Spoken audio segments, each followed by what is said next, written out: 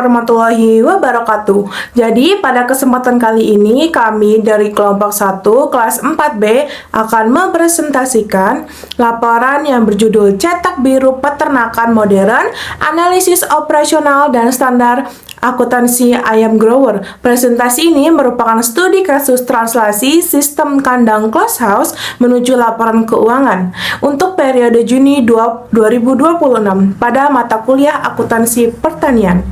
Sebelum masuk ke materi utama, izinkan saya memperkenalkan anggota kelompok kami. Dengan saya sendiri, Amelia Ramadhani, Anggun Ciara, Aulia Santika, Cinta Agustina, Desi Aprilia, dan Elisa Anggun. Pada slide ini kita bisa melihat diagram dari ekosistem closed house. Sistem kandang tertutup rapat ini sepenuhnya dikendalikan oleh teknologi untuk mengatur suhu dan kelembapan secara otomatis, sehingga kita bisa meminimalisir resiko terjadinya kematian aset biologis kita. Manajemen iklim. Di sini dibagi menjadi dua fase kritis. Yang pertama, ada fase awal pada usia 1-7 hari di mana kondisi ayam membutuhkan lingkungan termal yang tinggi, sehingga teknologi menggunakan pemanas buatan atau heaters untuk mempertahankan target suhu ketat pada 32 derajat Celcius.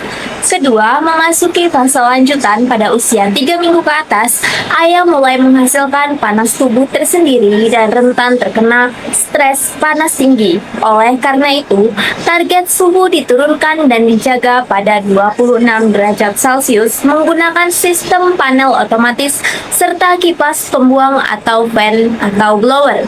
Selanjutnya, mari kita bedah arsitektur biayanya di slide berikutnya. Pada slide ini, kita akan melihat bagaimana operasional tadi diterjemahkan ke dalam komponen akuntansi biaya yang dibagi menjadi biaya tetap dan biaya variabel. Untuk biaya tetap, poin utamanya adalah fleksibilitas kepemilikan lahan, apakah melalui sewa kontrak sekitar 5-10 tahun atau milik pribadi. Kemudian, untuk konstruksi kandang dengan standar kapasitas sekitar 50.000 ekor. Estimasi biaya berkisar 50.000 hingga 75.000 per ekor. Sudah mencakup instalasi pakan dan minum otomatis. Kita juga melakukan investasi jangka panjang pada peralatan seperti panel sensor, pemanas, blower, dan juga toren air. Di sisi lain, biaya variabel mencakup bibit atau DOC yang harganya fluktuatif mengikuti harga pasar dengan estimasi 7.250 per ekor. Lalu, pakan sebagai komponen terbesar karena 60% bahan bakunya tergantung pada impor. Kesehatan melalui jadwal vaksinasi ketat di usia 1 hari dan hari ke-14, serta sekam sebagai bantalan lantai untuk penyerap amonia. Pembahasan mengenai standar dan regulasi laporan keuangan ini akan dilanjutkan di slide berikutnya. Slide keempat, Fondasi Pelaporan Kebijakan Akuntansi dan Kepatuhan PSAK. Terima kasih untuk C yang sudah menjelaskan di slide 3. Pada slide ini, kita masuk ke Fondasi Pelaporan Keuangan. Laporan keuangan periode Juni 2026 ini kami susun menggunakan basis harga perolehan historis, kecuali untuk unsur aset biologis tertentu. Sinkronisasi standar akuntansi yang kami gunakan bertumpu pada 3 pilar utama. Yang pertama itu PSAK 241 Agrikultur yang mengatur perlakuan akuntansi untuk aktivitas agrikultur, khususnya transformasi biologis, ayam pedaging atau broiler. Yang kedua, PSAK 214 persediaan, sebagai standar pendukung untuk mengatur persediaan pakan, obat-obatan, dan material operasional. Ketiga, itu ada PSAK 216 aset tetap yang mendasari pengukuran, serta penyusunan infrastruktur closed house dan peralatan jangka panjangnya. Mari kita lihat bagaimana kriteria pengakuan aset biologisnya di slide kelima. Slide kelima, gerbang pengakuan aset tetap PSAK 241. Pada slide ini, kita membahas tentang gerbang pengakuan aset biologis berdasarkan PSAK 241. Ayam pedaging atau broiler dalam proses pertumbuhan tidak bisa langsung dicatat begitu saja di neraca, melainkan harus memenuhi 3 syarat absolut. Syarat pertama adalah kendali entitas, artinya perusahaan harus memiliki kendali penuh atas aset biologis tersebut sebagai akibat dari peristiwa masa lalu. Contohnya dibuktikan lewat transaksi pembelian DOC. Syarat kedua adalah kepastian manfaat, yaitu terdapat kemungkinan besar bahwa manfaat ekonomi masa depan dari ayam grower tersebut benar-benar akan mengalir masuk ke dalam perusahaan. Syarat ketiga adalah keandalan pengukuran di mana nilai wajar ataupun biaya perolehan dari aset tersebut wajib dapat diukur secara andal dan presisi. Selanjutnya, mengenai teknis dan matriks pengukuran berdasarkan usia akan dijelaskan oleh Cinta. Pada slide ini, kita akan membedah matriks pengukuran aset biologis yang dinilai secara spesifik berdasarkan usia ayam, karena transformasi biologisnya berjalan sangat cepat. Pengukuran dibagi menjadi 2 fase utama. Fase pertama adalah fase adaptasi pada usia 0-14 hari. Pada fase ini, dasar pengukurannya menggunakan biaya perolehan historis. Justifikasinya adalah karena pada umur awal ini belum terjadi transformasi fisik yang signifikan, atau harga pasar lokal yang andal belum tersedia. Jadi, nilainya diakumulasikan dari biaya pakan, obat, dan harga beli DOC. Pada fase kedua adalah fase transformasi dan panen pada usia 15-40 hari. Di sini dasar pengukurannya beralih menggunakan nilai wajar dikurangi biaya penjualan.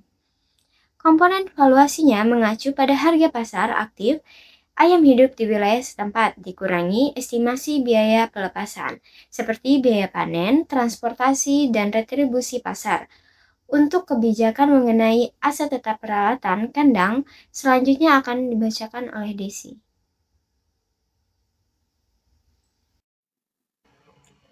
Pada slide ini kita beralih ke instrumen pendukung operasional, yaitu kriteria kapitalisasi peralatan kandang di bawah PSAK 216. Pengeluaran untuk peralatan closed house baru bisa diakui sebagai aset tetap jika memenuhi 4 kriteria. Yang pertama yaitu manfaat. Alat tersebut wajib memiliki masa manfaat lebih dari 1 tahun. Yang kedua yaitu fungsi operasional. Alat tersebut digunakan secara langsung untuk menunjang aktivitas pemeliharaan ayam closed house. Yang ketiga yaitu keandalan nilai. Biaya perolehannya dapat diukur secara andal. Dan yang keempat yaitu telah terjadi perpindahan kendali yang efektif ke perusahaan, serta alat sudah dalam kondisi siap digunakan untuk mendukung proses transformasi biologis harian. Selanjutnya yaitu mengenai total biaya perolehan atau cost model saat pertama kali peralatan diakui. Biaya perolehan tidak hanya harga beli material dari vendor saja, melainkan bersifat akumulatif mencakup biaya logistik pengiriman, biaya instalasi teknis mekanikal dan elektrikal panel sensor, hingga upah tenaga ahli untuk pengujian atau komisioning sistem sirkulasi udara. Untuk mekanisme pengukuran lanjutan, nilai buku dihitung dari biaya perolehan dikurangi akumulasi penyusutan dan rugi penurunan nilai jika ada. Metode penyusutan yang diterapkan adalah metode garis lurus, tanpa nilai sisa, yang dialokasikan secara berkala langsung ke laporan laba rugi. Baik, di sini saya akan menjelaskan terkait peta ekosistem infrastruktur kandang closed house kami. Terdapat 6 sistem mekanis utama yang terintegrasi secara penuh. Yang pertama ada sistem ventilasi dan sirkulasi udara. Yang kedua ada sistem kontrol suhu yang otomatis. Yang ketiga ada sistem pemanasan buatan. Yang keempat ada sistem pakan dan minum otomatis. Yang kelima ada sistem pengasupan air, dan keenam ada sistem kelistrikan. Di mana di dalam akuntansi petani ini, keenam sistem tersebut itu dinilai kesatuannya sebagai aset tetap sebagai kategori peralatan di bawah standar akuntansi 216 karena fungsinya yaitu untuk saling terikat dan tidak terpisahkan dalam menunjang siklus hidup aset biologis kita. Nah, mari kita lihat upload angka dari formula laporan keuangan kelompok kita yang akan dibicarakan kembali oleh Amel. Jadi, pada slide ini saya akan memaparkan struktur dari laporan laba rugi untuk periode Juni 2026. Struktur bagan laba rugi kami secara sistematis memetakan dua komponen utama. Di bagian pertama adalah pendapatan yang bersumber dari 3 penjualan, yaitu penjualan ayam hidup, penjualan daging ayam, dan penjualan daging karkas, sehingga menghasilkan total pendapatan bersih usaha. Komponen kedua adalah beban pokok dan operasional yang menampung seluruh pengeluaran variabel dan depresiasi berkala terdiri dari biaya pakan, biaya kesehatan hewan, serta beban depresiasi kandang close house. Hasil akhir dari pengurangan total pendapatan dengan total beban operasional ini menyajikan angka laba bruto operasional entitas kita. Ini kita bisa melihat bagian laporan posisi keuangan per periode Juni 2026. Neraca ini secara transparan memisahkan likuiditas aset biologis dari investasi infrastruktur yang tertanam pada jangka panjang. Sesuai prinsipnya, akuntansi neraca dibagi menjadi dua sisi yang seimbang. Di sisi aset dikelompokkan menjadi aset lancar yang berisi kas dan akun aset biologis ayam grower, yang nilainya terus bergerak seiring pertumbuhan fisik ayam, serta aset tidak lancar yang menampung investasi fisik seperti peralatan, gedung, akumulasi penyusutan gedung, dan lahan atau tanah. Di sisi liabilitas dan ekuitas, kita memetakan kewajiban jangka pendek kepada pihak ketiga, bersanding dengan modal pemilik yang masuk ke dalam komponen ekuitas entitas. Di sini saya akan menjelaskan kesimpulan terkait tentang sintesis akhir dari seluruh rangkaian pemaparan. Yang pertama itu ada kontrol fiksi maksimal, di mana penerapan teknologi sistem closed house ini terbukti secara nyata, yaitu mampu untuk menekan angka kematian serta mengendalikan resiko biologis ayam grower akibat faktor eksternal. Yang kedua ada pengukuran akuntansi presisi, di mana penggabungan yang ketat antara PSAK 241 dan 216 berhasil untuk memetakan transformasi nilai pertumbuhan ayam serta depresiasi alat secara akurat. Yang ketiga itu ada integrasi finansial, di mana kombinasi ini menghasilkan laporan posisi keuangan dan laba rugi yang sangat transparan.